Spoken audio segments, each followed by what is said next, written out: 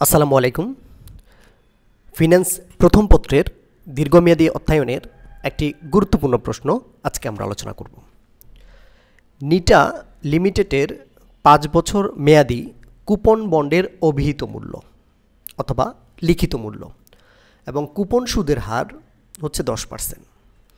মেয়াদপূর্তিতে 5% অধিহারে বন্ডের মূল্য পরিশোধ করা হয়। এটা হচ্ছে আমাদের এই বন্ডের মূল্য পরিশোধ করলে আমরা পেয়ে যাব ম্যাচুরিটি ভ্যালু অথবা মেয়াদপূর্তির মূল্য। বন্ডের বাজার মূল্য হচ্ছে 950 টাকা এবং প্রয়োজনীয় আয়ের হার দেওয়া আছে 12%। আমাদের ক নাম্বার প্রশ্ন হচ্ছে বন্ডের বর্তমান মূল্য নির্ণয় করব এবং খ নাম্বার প্রশ্ন হচ্ছে উক্ত বন্ডে বিনিয়োগ করা উচিত হবে কি হবে না, এটা নিয়ে আমাকে একটা মন্তব্য দিতে হবে। তাহলে এই প্রশ্ন থেকে আমরা যেই আইটেমগুলো পাচ্ছি আমরা এখানে দিয়ে একটু লিখি কি কি জিনিসগুলো আমরা পাচ্ছি। প্রথমে আমরা পাচ্ছি বছর, এই বন্ডটা মেয়াদ হচ্ছে 5 বছর 5। এরপরে আমরা পেলাম অভিহিত মূল্য বা লিখিত মূল্য, এটাকে বলছি আমরা ফেস ভ্যালু। লিখিত মূল্য ফেস ভ্যালু 1000 টাকা, ফেস ভ্যালু হচ্ছে আমাদের 1000 টাকা।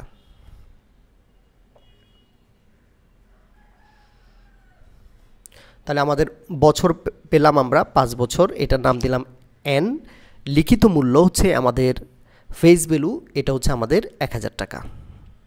এরপর আমরা যেটা পাচ্ছি কুপন সুদের হার, আমরা ইন্টারেস্ট রেট সুদের হার পাচ্ছি। সুদের হার ছোট হাতের আই দিয়ে আমরা এটাকে লিখব। সুদের হার পেয়েছি আমরা 10%। এই সুদের হার দিয়ে আমরা মূলত লিখিত মূল্যের উপর একটা সুদ বের করে নিব। ইন্টারেস্টটা আমরা বের করে নিব। সুদ বের করে নিলাম 1000 টাকার উপর 10%। 1000 টাকা 10% করলে পাচ্ছি আমরা 100 টাকা। এটা হচ্ছে আমাদের সুদ। এরপরে আইটেমটা হচ্ছে মেয়াদপূর্তিতে 5 বছর অধিহারে বন্ডের মূল্য পরিশোধ করা হয়, বন্ডের বাজার মূল্য এবং প্রয়োজনীয় আয়ের হার। এই আইটেমগুলো আমাদের দেওয়া আছে। আমরা দীর্ঘমেয়াদী অধ্যয়নে বিভিন্ন রকম বন্ড ভ্যালু নির্ণয় করেছি এবং বিভিন্ন সূত্রের মাধ্যমে। এখন এখানে কোন সূত্রটা আমরা ইউজ করব? আমরা দেখছি একটা বন্ডের মেয়াদ দেওয়া আছে 5 বছর, অর্থাৎ 5 বছর মেয়াদ। এই মেয়াদে এটা পরিশোধ করতে হবে। লিখিত মূল্য আছে, সুদের হার আছে এবং প্রয়োজনীয় আয়ের হার আছে।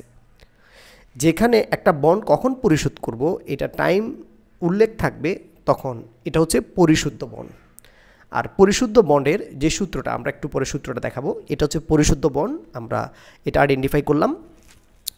এই পরিশুদ্ধ বন্ডের জন্য যে আইটেমগুলো আমার লাগবে, প্রথমে বছরটা লাগবে, ফেস ভ্যালু, লিখিত মূল্য, সুদের হার। এরপর সুদের হার দিয়ে আমরা সুদটা বের করে নিয়েছি। এরপরে বলা হয়েছে মেয়াদপূর্তিতে বন্ডটা 5% অধিহারে পরিশোধ করা হবে, অর্থাৎ 5% বেশি দামে এটা পরিশোধ হবে। তাহলে এখান থেকে আমরা ম্যাচুরিটি ভ্যালুটা নির্ণয় করব, মেয়াদপূর্তি মূল্য। মেয়াদপূর্তির মূল্য, তাহলে বন্ডের মেয়াদপূর্তির মূল্য কত হবে? এখানে একটা সূত্র ইউজ করব, ফেস ভ্যালু প্লাস অধিহার। এটাকে বলি আমরা প্রিমিয়াম। আর যদি আমরা বাংলা লিখি হবে লিখিত মূল্য প্লাস অধিহার। অধিহার অর্থ হচ্ছে একটু বেশি দামে আমরা এটাকে পরিশোধ করব। এই জন্য লিখিত মূল্যের সাথে এই অধিহারটা আমাকে যোগ করে দিতে হবে। তাহলে আমরা কি কি পাচ্ছি? আমাদের প্রশ্নে ফেস ভ্যালু আছে 1000, ফেস ভ্যালু হচ্ছে 1000, লিখিত মূল্য 1000 টাকা, আর অধিহার হবে লিখিত মূল্যের উপর 5%। এই যে বলা আছে লিখিত মূল্যের উপরে 5%। তাহলে আমরা অধিহার ধরব, লিখিত মূল্য হচ্ছে 1000, এই 1000 টাকার উপর 5% আমাদের হচ্ছে অধিহার। তাহলে এখানে আসলো আমাদের 1000 যোগ 50 টাকা। তাহলে 1050 টাকা হচ্ছে আমাদের অধিহারের মূল্য। 50 টাকা হচ্ছে অধিহারের মূল্য, আর মেয়াদপূর্তি মূল্য হচ্ছে আমাদের 1050 টাকা। এই আইটেমগুলো আমরা পেয়েছি। আর কি আছে আমাদের প্রশ্নে? বাজার মূল্য দেওয়া আছে এবং প্রয়োজনীয় আয়ের হার দেওয়া আছে। তো প্রয়োজনীয় আয়ের হারকে আমরা আয়ের হার নামে লিখব বা বাট্টার হার নামেও লিখতে পারি। আয়ের হার, আয়ের হারকে বন্ডের ক্ষেত্রে আমরা লিখব KD, KD cost of debt, KD এটা হচ্ছে আমাদের 12%, 12% অর 0.12। এই মানগুলো আমাদের দরকার। তাহলে আমরা বন্ডের পরিশুদ্ধ মূল্য নির্ণয় করতে গেলে তাহলে ভ্যালু অফ বন্ড, বন্ডের মূল্য নির্ণয় করব। বন্ডের বর্তমান মূল্য এটা যখন আমরা নির্ণয় করতে যাব এটার নাম হবে ভ্যালু অফ বন্ড। এটার পরিশুদ্ধ বন্ডের যে সূত্রটা আমরা এখন দেখাবো, এই সূত্রটা আমাদেরকে লিখতে হবে 1 ইন্টু 1 বিয়োগ 1 ভাগ 1 plus KD whole to the power n ভাগ হবে কেডি।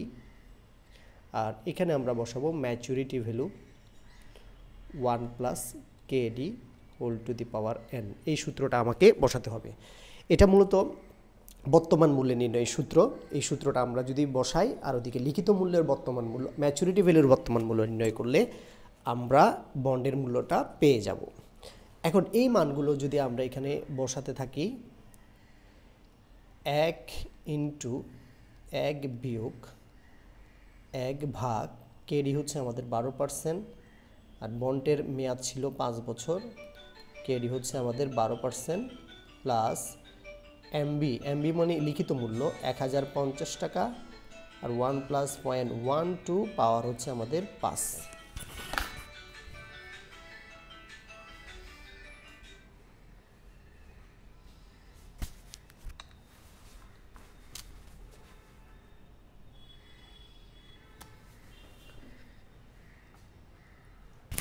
তাহলে এই মানগুলো আমরা এখন ক্যালকুলেশন যদি করে নিই তাহলে আমাদের ক্যালকুলেশনের যে মানটা আসবে সেটা যদি আমরা একটু দেখাই কিভাবে করব।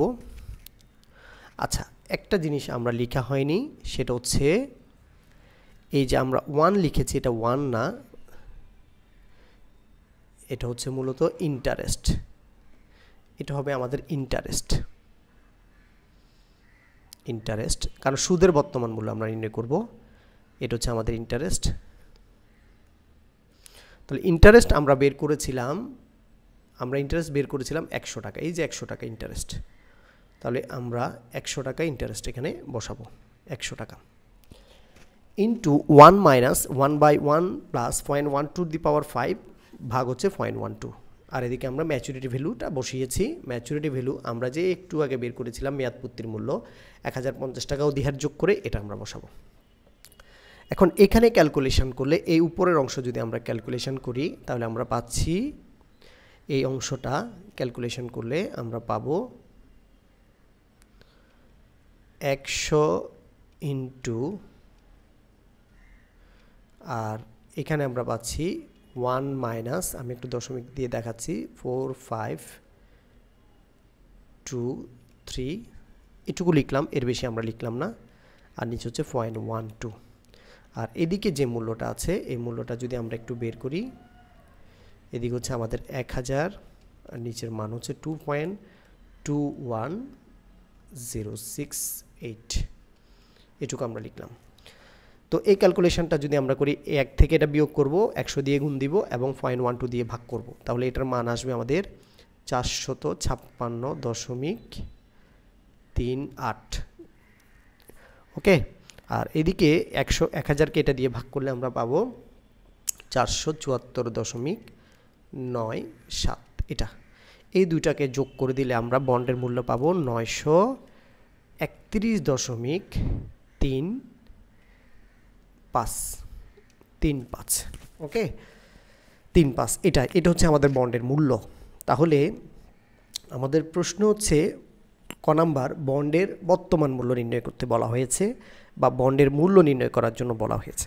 তাহলে পরিশুদ্ধ বন্ডের যে সূত্রটা আমরা যখন সময় দেখব, বাট্টার হার পাবো বা আয়ের হার পাবো, সুদ পাবো, তখন অবশ্যই এই বন্ডের মূল্য সূত্র হবে পরিশুদ্ধ বন্ড।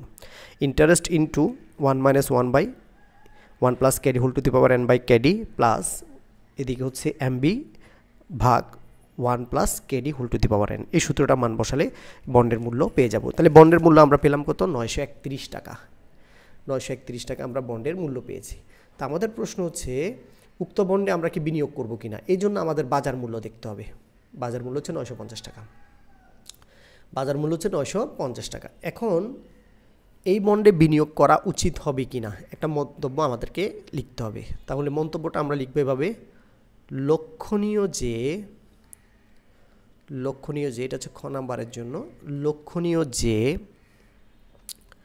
নিটা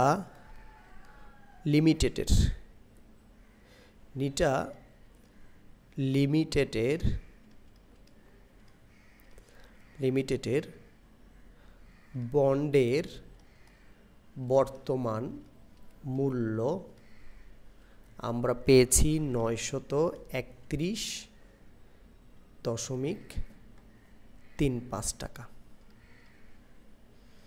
এবং প্রশ্নে যে আমাদের বাজার মূল্য দেওয়া আছে, বাজার মূল্য 950 টাকা,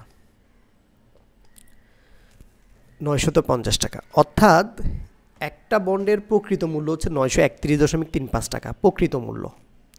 এই বন্ডটা বাজারে বিক্রয়, বাজার মূল্য বলতে বাজারে বিক্রয় হচ্ছে 950 টাকা, 950 টাকায় বিক্রি হচ্ছে। তাহলে প্রকৃত মূল্য যদি 931 টাকা হয়, এটা যদি বাজারে 950 টাকায় বিক্রি হয়, তাহলে তো আমাকে কিনতে হবে 950 টাকা দিয়ে। তাহলে কম দামি জিনিসটাকে আমাকে বেশি দাম দিয়ে কিনতে হবে, কারণ বর্তমান মূল্য বা এটার অন্তর্নিহিত মূল্য প্রকৃত মূল্য 931.35, কিন্তু বাজারে 950 টাকা বিক্রি হচ্ছে, আমি কিনতে গেলে 950 টাকা দিতে হবে।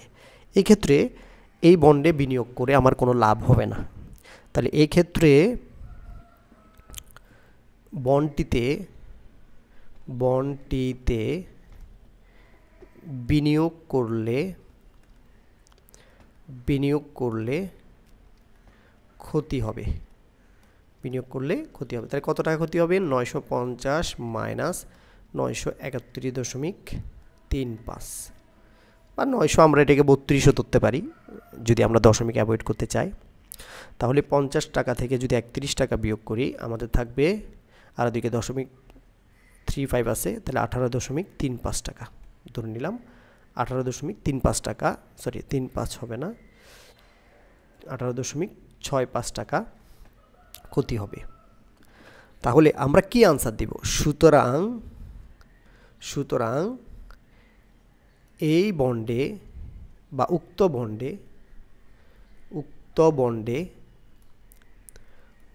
বন্ডে বিনিয়োগ করা